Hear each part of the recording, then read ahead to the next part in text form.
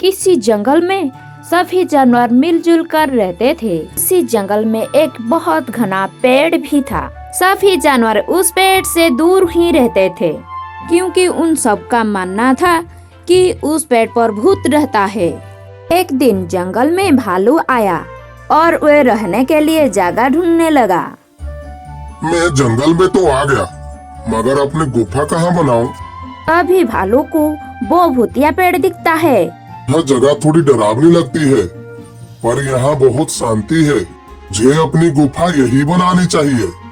भालू उस पेड़ के नीचे पहुँचता ही है कि तभी वहाँ बंदर और हाथी आ जाते हैं और भालू को वहाँ अकेला देखकर बंदर बोलता है, ए भालू भाई, तुम यहाँ अकेले क्या कर रहे हो? मैं यहाँ रहने के लिए गुफा बना रहा हूँ। भालू भाई, तुम यहाँ अपनी गुफा नहीं बना सकते। यह जगह सुरक्षित नहीं है। सुरक्षित नहीं है? तुम कहना क्या चाहते हो? हाथी भाई ठीक बोल रहे हैं, इस पेड़ पर तो भूत रहते हैं। तुम मेरे घर के नीचे अपनी गुफा बना लो, वहाँ तुम्हें कोई परेशानी नहीं होगी। अगर यही सच है तो मैं अपनी गुफा बंदर भाई के घर के नीचे ही बनाऊंगा। तीनों वहाँ से चली जाते हैं। भालू अपनी गुफा ठीक उसी पेड़ के नीचे बनाता है जिस पेड़ पर बंदर रहता था। भालू निश्चिंत होकर वहाँ रहने लगता है। एक दिन भालू जंगल में घूमने के लिए निकलता है। घूमते घूमते वो उसी पेड़ के नीचे जा पहुँचता है। अगर इस पेड़ पर भूत रहता है तो इतने दिन से मुझे दिखाई क्यों नहीं दिया? मुझे लगता है यहाँ जरूर कुछ गड़बड़ है। भालू के ऐसा कहते ही पेड़ के ऊपर से आवाज आती है, तुम यहाँ आ तो गए हो, पर जा नहीं पाओगे। मैं तुम्हें खा जाऊंगा। कौन है यहाँ? मैं इस पेड़ पर रहने वाला भूत हूँ। भालू डर कर वहाँ से भाग जाता है। भूत भूत, भागो भागो भागो। अपनी गुफा में पहुंचकर भालू बंदर को बुलाता है। अरे भाई, क्या हुआ? क्यों चिल्ला रहे हो? बंदर भाई, मैं अभी भूत देखा, वहीं उस पेड़ के नीचे। क्या भूत? मैंने वहाँ तुम्हें अकेले जाने के लिए मना किया था। तुम अभी इस जंगल में नहीं हो। और वो भूत तो बहुत खतरनाक है, उसने पहले कई जानवरों को नुकसान पहुँचाया है। मुझे तुम्हारी बात मान लेनी चाहिए थी।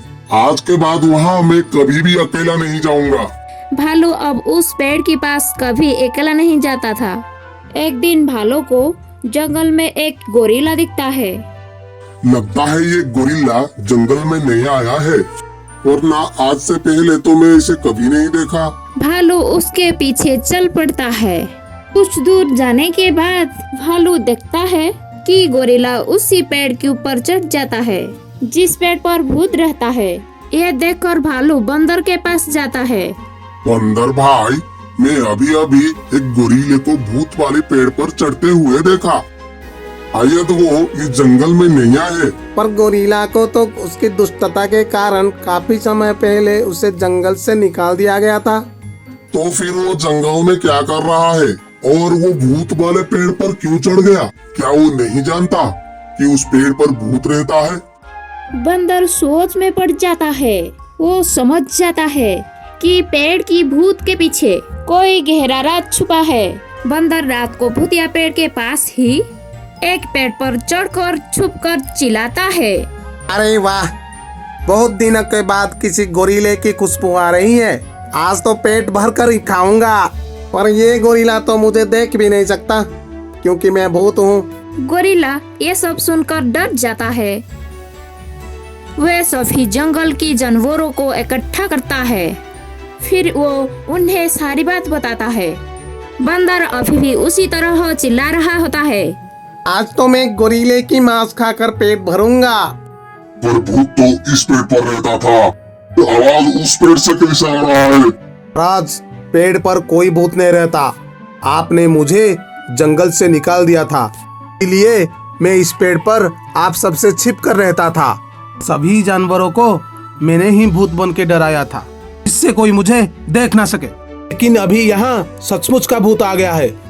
ये सब सुनकर बंदर नीचे आता है और सबको बताता है, यहाँ कोई भूत नहीं रहता। पेड़ पर रहने वाले भूत का सच सामने लाने के लिए ही मैं भूत बनकर इसे डरा रहा था। ठीक वैसे ही जैसे इसने हमें सबको डराया था। गोरिल्ले का झूठ पकड़ा जाता है और उससे जंगल से बाहर निकाल दिया जाता है। इस तरह सभी जानवरों को भूतिया पेड़ से छुटकारा मिल जाता है। वे सब जंगल में खुशी से बिना डरे रहने लगते हैं। दोस्तों, इस कहानी से हमें यही सीख मिलती है कि हमें डर का सामना बहादुरी से करना चाहिए।